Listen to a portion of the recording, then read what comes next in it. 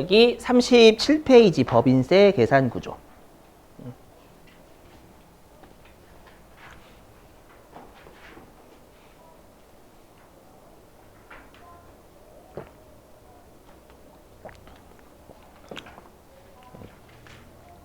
자, 여기는 그리고 재무회계 결산하고도 관련이 있습니다. 그렇죠? 요 표를 던져주고 우리가 결산 회계 처리를 하세요라고도 출제를 해요. 어떻게 하는지는 일단 보시고. 자, 우리 법인세 과세표준 및 세액조정 계산서가 법인세 계산 구조를 서식한 거다라고 했죠. 그래서 어떻게 썼냐면 여기 장부상 당기순이익에서 먼저 출발을 하고요. 그래서 입금산입과 송금불산입과 같은 가산조정은 더하고 그 다음에 송금산입과 입금불산입과 같은 차감조정은 빼서 우리가 법인세법상 소득인 각 사업연도 소득금액을 구했죠. 지금 하는 건 우리 법인세 계산구조 보시는 거예요. 자, 여기에서 뭘 빼냐면 일단 2월 결손금이라는 걸 빼고요. 그 다음에 비과세 소득공제라는 걸 빼는데 우리 비과세 소득하고 소득공제는 안 중요해요. 알죠? 중요한 건 요 2월 결손금은 반드시 외우셔야 됩니다. 요 2월 결손금 되게 중요합니다. 자, 중요하고요. 자, 이렇게 하면 우리가 이제 과세 표준이 나와요. 나오고. 자, 근데 이제 2월 결손금이 그러면 뭔지 설명 좀 해볼게요. 외워주시는 거예요. 해보면, 자, 예를 들어 보겠습니다. 자, 우리 회사가 2023년도에 각사 소득이라고 할게요. 각 사업연도 소득이 얼마가 나왔냐면 마이너스 400원이 나왔습니다. 마이너스 400원. 마이너스 400원. 그럼 이건 단기의 적자 본 거죠, 여러분들? 맞죠? 이렇게 단기의 적자를 본 걸 우리가 뭐라고 부르냐면 얘를 결손금이라고 합니다. 또 이 회사가 결손이 났다라고 하면 단기의 적자 봤다는 뜻이에요. 일단은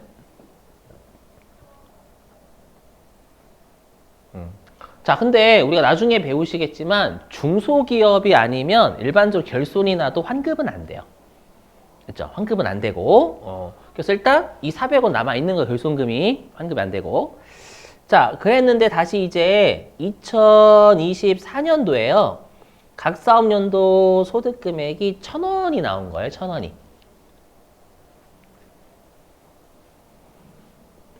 1,000원이 나왔어요. 그러면 이 1,000원에 대한 건 세금 내야 되거든요. 억울하지. 환급도 작년도, 우리 2024년도 입장에서는 작년이잖아요. 2023년이. 작년도에 환급도 오빠 짜증나 죽겠는데 갑자기 1,000원에 대한 세금 내셔야 되겠어요. 이거 양아치냐 진짜? 이렇게. 맞죠? 그래서 어떻게 할 수가 있냐면 이 결손금 있잖아요. 우리가 이 결손금을 우리가 다음 연도로 넘기는 게 2월이죠. 2월. 이걸 이렇게 결손금을 넘기는 게 이걸 결손금을 2월 시킨다라고 해서 2월 결손금이라고 해요. 되실까요? 얘를 우리가 단기에 각 사업연도 소득금액에서 뺄 수가 있어요. 이렇게. 그렇죠? 그러면 요 400원을 뺀 걸 뭐라고 부르냐면 2월 결손금을 뺀 거죠.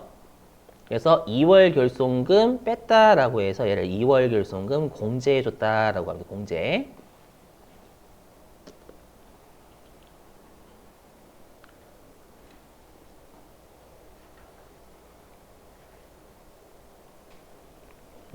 되실까요?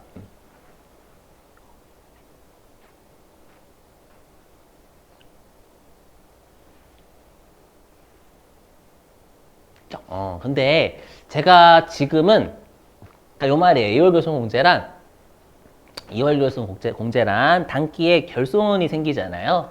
그럼 차기 이후에 각 사업주 소득 금액이 플러스가 날 수 있단 말이에요.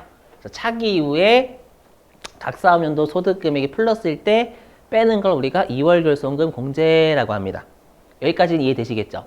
근데 이제 문제가 있어요. 뭐냐면, 예, 지금은 제가 왠지 결손금이 있으면 무조건 과거, 이제 미래에 흑자가 나면 다 뺄 수 있을 것 같이 설명드렸죠? 아니다라는 거 되게 중요합니다. 이걸 외우셔야 돼, 반드시.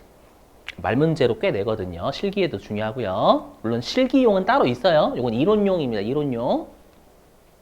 그리고 얘는 소득세에서도 똑같습니다요. 네, 똑같아요. 자, 어떻게 되냐면 2008년 이전에 발생한 결손금은 5년간만 넘어가고 6년째는 못 넘어가요. 일단 자, 그리고 2009년 이후부터 2019년도까지 맞죠? 만든 놈 때려 주의. 만드신 분 참 너무하죠. 그죠? 큰일 났어. 만드신 분이 너무하신 것 같아요. 그죠? 자, 아무튼 예. 그래서 2009년도부터 2019년도에 발생한 결손금은 10년간 이월이 되고요. 그 다음에 2020년 이후에 발생한 결손금은 15년간 이월이 됩니다.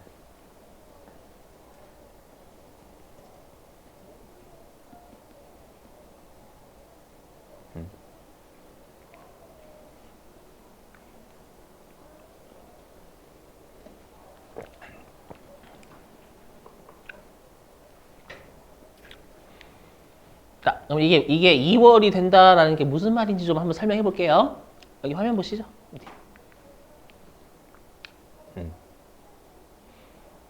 자, 씹으려 볼게요.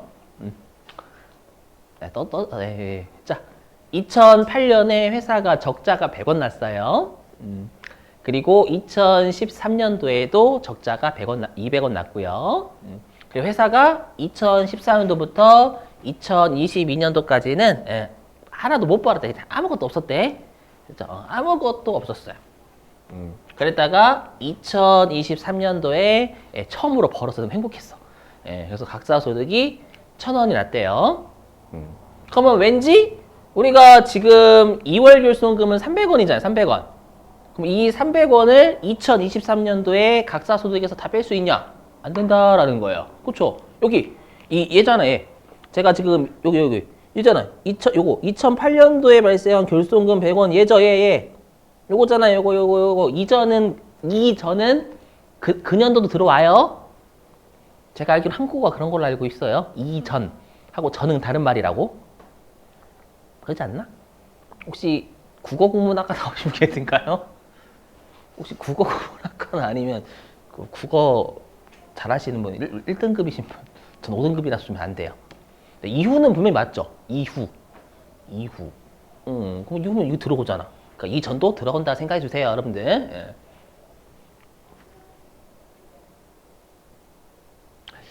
자, 그럼 얘는 5년간 2월 되니까 몇 년도의 소득에서만 뺄 수 있냐면 여기 2013 그냥 더하기 하시면 돼요.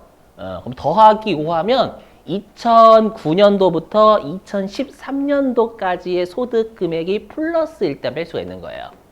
근데 얘는 못 빼죠. 2013년도에 적자 났으니까. 맞죠? 그래서 얘는 끝났어요. 2013년도에 소멸됐어요. 되시겠어요? 그러면 요 2013년도에 발생한 결손금 200원 있죠? 얘는 어디 동네에 있냐면 얘를 녹색으로 하면 얘는 요 동네 있죠? 요 동네. 이 2013년도에 발생한 결손금 200원은 요 사이에 있잖아요. 요 사이 2009년부터 2020년 요 사이 있잖아요. 맞죠? 그럼 몇 년간 이월되는 거예요? 10년, 그렇죠. 더하기 10 하시면 된다니까요, 여러분들. 그냥 더하기 10. 그러면 2013년도에 발생한 결손금 200은 2014년도부터 2023년도까지의 소득 금액에서 뺄 수 있는 거죠. 근데 2014년도부터 2022년도까지 그냥 계속 소득 금액 0이다라고 가정하면 요 200원은 소멸이 안 됐으니까 2023년도에 소득 금액에서 우리가 빼겠죠. 200원을. 되세요? 물론 2024년도는 못 빼요. 10년간만 2월이니까. 어렵지 않으시죠? 이거는 나중에 소득세하고도 똑같아요. 소득세 요거 똑같이 있어요. 똑같이. 뭐 소득세 공부도 같이 하시는 거예요. 네. 이렇게 하면 우리가 과세 표준이 800원이 나온다. 뭐야? 800원이 나온다라는 거예요. 그죠? 자, 그래서 방금 제가 띄웠던 건 이론용입니다. 실기용은 아닙니다. 그러면 실기용은 얘예요. 여기 있죠.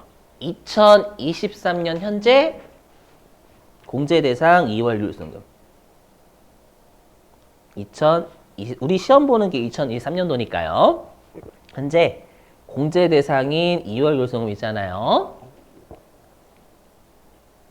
얘 있죠, 얘. 얘는 얘입니다. 2013년도 이후에 발생한 결손금만 우리가 2023년도의 소득금액에서 뺄 수가 있다라는 거예요. 맞죠? 왜냐면 2012년도에 발생하면 걔는 2022년도에 사라져 버리잖아요. 오케이? 저건 실기용, 마지막에 꺼낸 건 실기용. 알죠? 말 문제로 꽤 내요. 그렇죠? 특히 소득세에서 많이 냅니다. 소득세에서는 좋아합니다, 저거.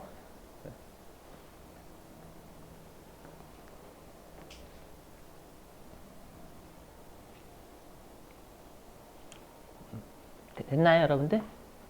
이거 좀 지워야 돼가지고. 지워도 되죠? 호이. 자, 이제 지우고. 자, 이제는 또 외워주실 게 우리가 항상 과세 표준이라는 건 세금을 부과할 때 우리가 과세 대상의 기준이 되는 금액을 과세 표준이다라고 하거든요. 모든 세법이 과세 표준에 세율을 때립니다. 세율을 곱해요. 이 세율을 외우셔야 됩니다. 그렇죠? 뭐냐면 당연하죠. 여러분, 우리 세무 1급이잖아요. 우리가 아마 회계 1급 때는 법인세 얼마인지 다 주죠. 법인세 등 얼마임 이렇게 주잖아요, 여러분들. 회계 1급 공부 안 하신 건 아니죠, 여러분들. 법인세 등 얼마 이렇게 주잖아요, 여러분들. 선납세금 얼마 있다를 주지 않나? 똑똑. 아니 12월 31일 날 법인세 등은 얼만데 선납세금은 이런 문제 출제하지 않나요? 아니 그러니까 그런 비용 출제하잖아요, 여러분들. 맞죠? 응? 그러니까 얼마다라고 주지. 그렇죠, 그렇죠. 그렇죠. 세무 1급은 준다라는 거예요. 세율 안 외우면 뭐 틀리게. 물론 항상 아래 단계에 있는 애들 무조건 내고. 그렇죠? 가장 최악이면 뭘 주냐면 세율을 외우게끔 출제를 하는 거예요. 법인세를 구하게. 그렇죠? 자, 열심히 해볼게요. 자, 외우시는 거예요, 열심히. 자, 준비했어요, 여러분들 위해서. 자, 여기 뭐야? 여기 있어, 여기. 자, 과세 표준이 2억 이하까지는 9%예요. 이게 왜 이렇게 이상하게 그냥 10% 하지 왜 9% 됐는지는 곧 역사를 설명드릴게요. 역사. 최근의 역사예요. 여러분, 최근의 역사. 정치권들의 싸움. 네, 이게 좀 짜증나게 바뀌었어요. 예전에는 딱 떨어졌거든. 무슨 9%? 그렇죠? 그리고 2억 초과분부터 200억 이하까지는 19%입니다. 19%. 나머지는 제가 항상 말씀드리는 거지만 나는 세법에 목마르다. 그러니까 미쳤다라는 거다. 세법에 미쳤다. 다 씹어버리겠다. 나는 친구한테 가서 세율을 담기하겠다. 그런 거 있잖아요. 친구한테 가서 구구단을 어린애들 그러잖아. 너 구구단 외울 수 있어? 난 다 어렸을 때. 맞죠? 그러잖아요, 여러분들. 그렇죠? 가가지고 야, 너 법인세 세율 모르지? 난 다 읊을 수 있다. 해가지고 다 읊어봐요.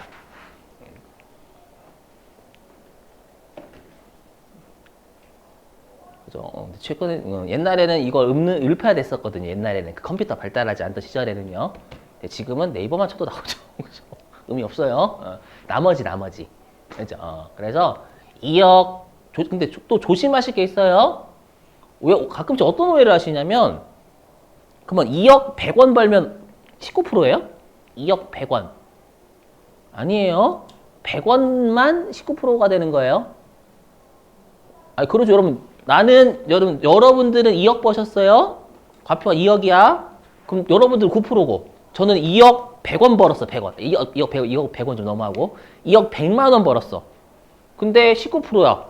그럼 100만 원 소득 차인데 세금은 2배를 더 내야 돼요. 말이 돼요? 안 되지, 이게. 알죠? 그래서 항상 문턱 효과라고 해요. 거기까지는 9%, 거기를 초과하는 부분에 대해서만. 이 말이 이 말. 알죠? 당연하지. 그렇게 세금 내야죠, 여러분들. 그죠? 당연한 거. 오해하시면 안 돼요. 되신 거 맞죠?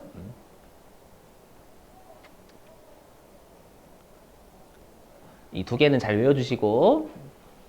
물론 시험에는 친절하게 줄 때도 있긴 해요. 그렇죠? 요거를 표를 주면서 넘어가도 되죠, 여러분들? 자, 그 다음에 우리가 이제 세액 감면, 세액 공제가 있는데 요거 자세한 건 14장 가서 할 거예요. 그냥 세액을 빼주는 거다라고 지금은 좀 알아주시고. 자, 그 다음에 가산세 나중에 14장 거기에서도 배우시게 될 거예요. 물론 가산세는 제일 중요한 건 부가가치세법입니다. 우리 그 법인세, 가산세는 몇 가지 중요한 거 빼고는 잘 나오는 편은 아니에요. 아무튼 가산세 더하고요. 그다음에 감면분 추가납부세액은 우리가 감면을 해주는 사유를 회사가 어겨버린 거예요. 그러니까 예를 들어서 듣고 버리셔도 돼요. 얘가 이제 공장을 지방으로 간대요. 그래서 야 수도권이 아니라 지방으로가 아름답다. 맞죠? 왜냐면 지방에 공장을 세우면 여러분들 그 지방에 있는 사람 뽑잖아요. 맞죠? 그래서 아름답다 해서 감면해줬더니 알고 보니까 다시 수도권으로 1년 뒤에 온 거예요. 썩을 놈 봐라? 해가지고 좀 해가지고 더 토해내게 하는 게 있거든요. 이렇게 하고 네, 이렇게 하면 총 부담세액이에요. 자, 외우셔야 돼요. 이 총 부담세액이 우리 법인세 비용입니다. 법인세 비용. 개정 과목입니다. 여러분 제가 아까 결산하고 관련 있다라고 했죠. 근데 질문. 우리 회계 1급 때 12월 31일 날 법인세 비용이라고 해요? 법인세 등이라고 해요? 법인세 등이라고 하죠. 왜냐하면 법인세만 내요? 아니면 법인세에 딸려진 세금도 내요? 딸려진 세금도 같이 내기 등이에요, 등. 대표적인 게 지방소득세를 10%또 내야 되거든요. 근데 주의하실 게 있어요. 주의하실 게 얘입니다.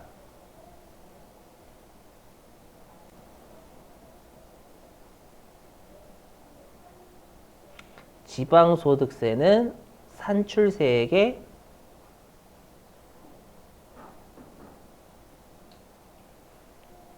10%입니다.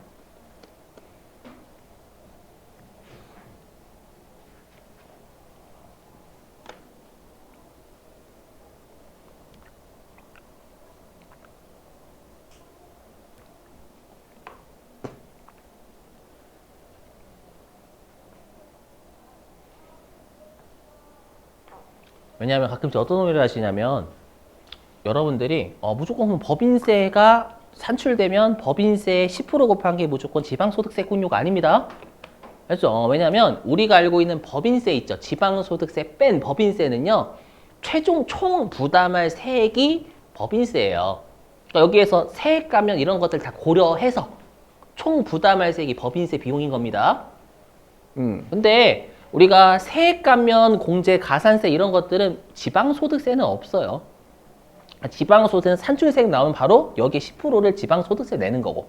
근데 법인세 같은 경우에는 여러 가지를 다 더하고 빼서 결론적으로 요걸 내는 거고. 그러니까 요거 있죠. 그러니까 제가 지금으로 따지면 얘랑 얘를 더한 게 법인세 등인 거예요. 얘. 요거. 총 부담세액 있죠. 얘랑 산출세액의 10% 있잖아요. 요 두 개를 더한 게 우리가 법인세 등인 거예요. 무슨 말인지 이해되시겠어요? 개정 과목으로 따지면 이게 법인세 등인 거예요. 왜냐면 시험에 이따구로 낼 때 있거든요. 요 계산구조 막 이렇게 적어놓고 여기다 금액 넣고 자 결산 처리하세요 이렇게. 그럼 여러분들이 어떻게 해야 돼 이렇게 하신다라는 거예요.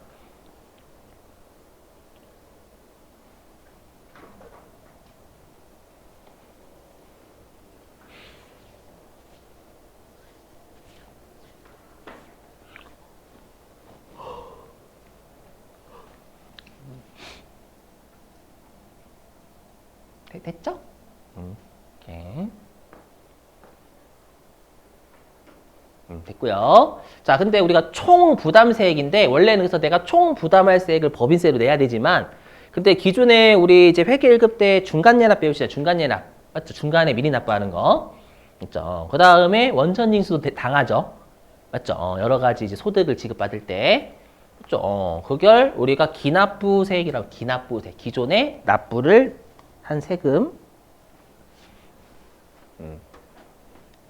그럼 기납부세액은 우리가 개정 과목으로 따지면 어떤 개정 과목 쓰죠, 여러분들? 그죠, 선납세금 개념이 맞아요. 그래서 기납부세액에 갑자기 금액을 주고 선납세금을 안 주면 기납부세액에 있는 금액을 선납세금으로 잡으시면 되는 거예요. 수시부가는 안 나오니까 외우지 마시고 수시부가는 말 그대로 수시로 때려버리는 거. 탈세 혐의가 있는 탈세 왠지 할 것 같은 놈.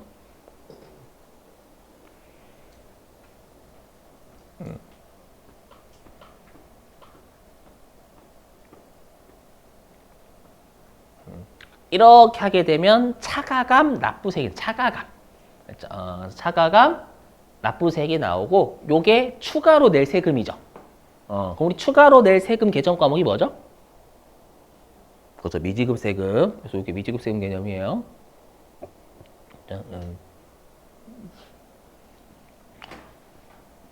그래서 세무일급은 세무일급만 하시는 게 아니라 기본적인 세무일급, 회계일급, 세무이급 이쪽이 좀 응용이 돼야 됩니다.